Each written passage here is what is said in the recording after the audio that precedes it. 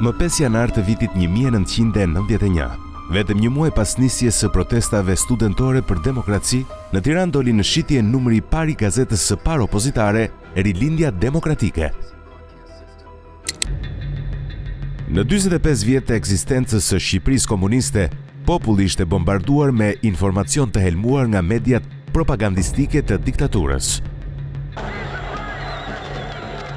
Lëvizja studentore e nisur më 8 dhjetor 1990, lejimi i pluralizmit politik më 11 dhjetor, themelimi i Partisë Demokratike më 12 dhjetor e të tjera zhvillime, sigurisht që kishin nisur të thyenin frikën në popull, por gjithsesi mediat e kontrolluara nga Partia e Punës në pushtet mbeteshin ende të forta në lojën e madhe të manipulimit të shoqërisë.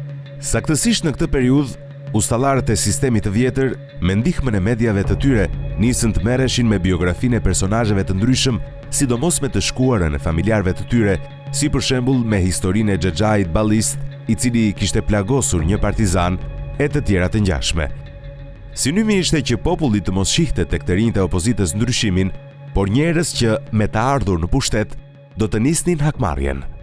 Për më tepër akoma, mediat e pushtetit, bazuar në shpërbërjen e shtetit për shkak të mosfunksionimit të asnjë industrie, nisën të akuzonin drejtuesi demokrat si forca të errta e shkatëruese që kërcënonin seriozisht rendin dhe sigurinë në Shqipëri. Ndërkohë, Partia Demokratike dhe mbështetësit e saj, komunikim të vetëm me popullin, kishin një hapësirë vetëm pak minutëshe në emisionin e lajmeve që radioja Zëri Amerikës transmetonte për çdo mbrëmje.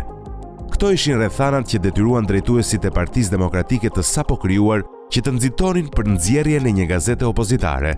Qëllimi kryesor i publikimit të saj ishte orientimi i opinionit publik te e vërteta, si dhe vendosja e komunikimit me mbështetësit në gjithë Shqipërinë.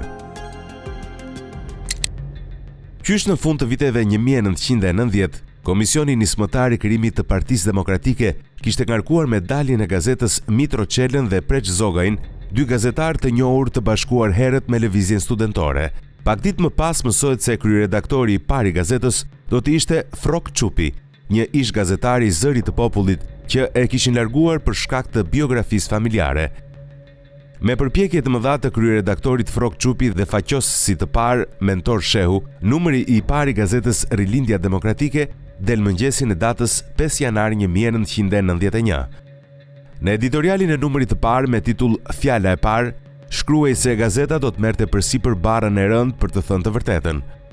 Në faqen 2, një shkrim analizi Preç Zogajt me titull PD nuk është mace e zezë, tentonte të përçonte në popull faktin se kjo parti e re opozitare përbëhej nga elita e shoqërisë dhe jo nga njerëz që i donin të keqen vendit të tyre.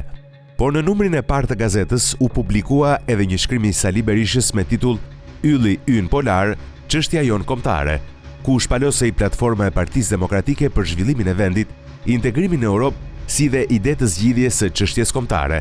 Edhe Gramos Pashko ishte i pranishëm në numrin e parë të gazetës, por me një intervistë përgjatë së cilës shpaloste strategjitë ekonomike të Partisë Demokratike drejt iniciativës së lirë. Me numrat e parë të gazetës gjenden edhe shkrimtarë gazetar tashmë të njohur, si Armand Shkullaku, Blendi Fevziu, Ben Blushi dhe Edi Paloka. Publikimi i numrit të parë pati impakt të fortë në opinion. Edhe pse gazeta doli me çmim të shtrenjtë, një lek i ri për cop, për shkak të kërkesave ajo nisi të shitej me 2 fishin, 3 fishin apo edhe 5 fishin e vlerës. Për herë të parë, në faqet e gazetës Rilindja Demokratike, shqiptarët nisën të informoheshin me lajme të pacensuruara, të mësonin të vërtetën e curisë së ngjarjeve politike, ekonomike e sociale në Shqipëri e të tjera. Por suksesi në treg i gazetës së parë opozitare, si më e mira dhe më e besuara për lajmin e vërtet, do të rrëzojë me shpejtësi të madhe. Kjo sepse gazeta Rilindja Demokratike nuk ja doli të ishte e pavarur nga partia.